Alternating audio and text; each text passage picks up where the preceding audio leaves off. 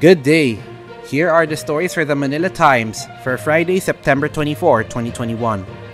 President Rodrigo Duterte has threatened to file a complaint against Senator Richard Gordon for allegedly failing to return about 86 million pesos in public funds when he was still chairman of the Subic Bay Metropolitan Authority. In a pre-recorded public address aired on Wednesday night, Duterte said the Commission on Audit issued a notice of disallowance for 140 million pesos to the SBMA, but Gordon held on to the 86 million pesos. The president said the notice of disallowance was a final imprimatur that COA finished its audit. Gordon has yet to issue a statement regarding Duterte's latest allegations. A day after declaring his presidential run, Manila Mayor Francisco Isko Moreno Domagoso announced the defection of over 20 local officials to his camp. Domagoso on Thursday led a ceremony accepting the officials into the fold of Acción Democrático, the political party founded by the late Senator Raul Roco, where he now serves as president, in an apparent show of force at the Bulwagang Villegas of the Manila City Hall. Some local entrepreneurs recounted how they transformed their business to survive the COVID-19 pandemic. Speaking during the online forum organized by the Manila Times on Thursday, Merly Balicao, owner and chief executive officer of Laguna-based bake shop Mernel's Cake House, shared how her enterprise even increased sales during the pandemic. Balicao said the key was to complete the construction of the bake shop's commissary in order to produce a higher volume of cake orders. Former Senator Ferdinand Bongbong Marcos Jr. will win the presidential race in 2022 without the help of political strategists and tacticians, the Partito Federal ng Pilipinas said. The PFP has endorsed Marcos as its presidential candidate for the 2022 elections. Marcos has yet to announce whether he will be seeking the presidency. PFP Secretary General Tom Lantion on Thursday said, Marcos holds a deep understanding and experience of the country's entire electoral processes. Cases of COVID-19 in the country are on a downtrend, Health Secretary Francisco Duque III said on Wednesday.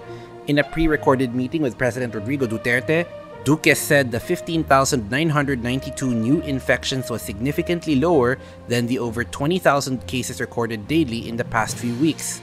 Metro Manila still has the biggest number of new cases at 3,627, followed by the Calabarzon region, Central Luzon, Cavite Province, Quezon City, and Rizal Province.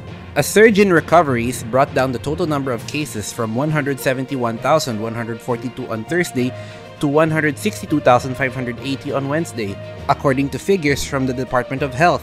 A total of 24,059 COVID-19 patients have recovered, pushing the total recovery count to 2.217 million. The death toll rose to 37,228. Duque said the fatality figure has improved, with the World Health Organization ranking the Philippines as third in the Association of Southeast Asian Nations and 119th worldwide. The country's COVID-19 deaths per million is at 333. The figure indicates that the country was able to keep the fatality rate down even with a high number of cases due to the Delta variant, Duque said. The mandatory use of face shields will no longer be required, President Rodrigo Duterte said on Wednesday.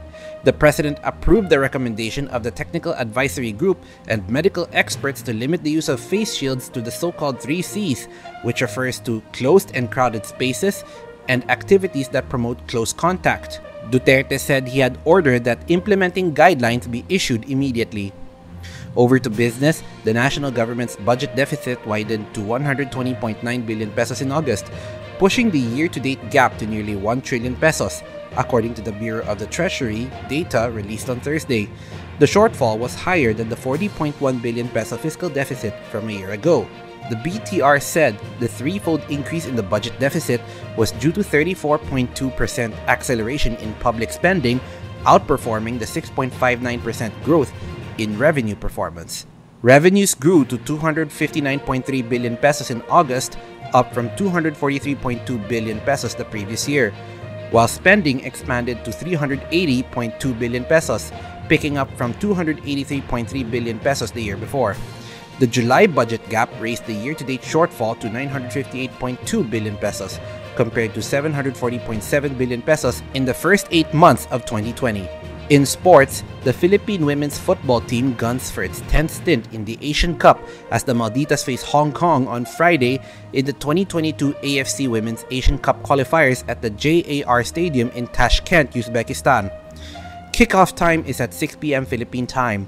all the Philippines needed is to hold Hong Kong to a draw to claim a slot in the Asian Cup slated in India next year. The Malditas lead Group F with 3 points following a come-from-behind 2-1 victory over Nepal on September 18. Hong Kong and Nepal have a point each in the group after their match ended in a draw on September 21. The top team in Group F gets to compete in the 2022 Women's Asian Cup, while the other two get eliminated. Rigoberto Tiglao and Ruben Torres are today's front-page columnists. Tiglao quotes what he claims in his book about human rights abuses, while Torres hits out at Palace spokesman Harry Roque Jr. by branding him through a nonsensical Japanese word that resembles his name. Today's editorial discusses US President Joe Biden's big push in the vaccine equity game. Read a full version on the paper's opinion section or listen to the Voice of the Times. For more news and information, get a copy of the Manila Times on print, subscribe to its digital edition, or log on to www.manilatimes.net.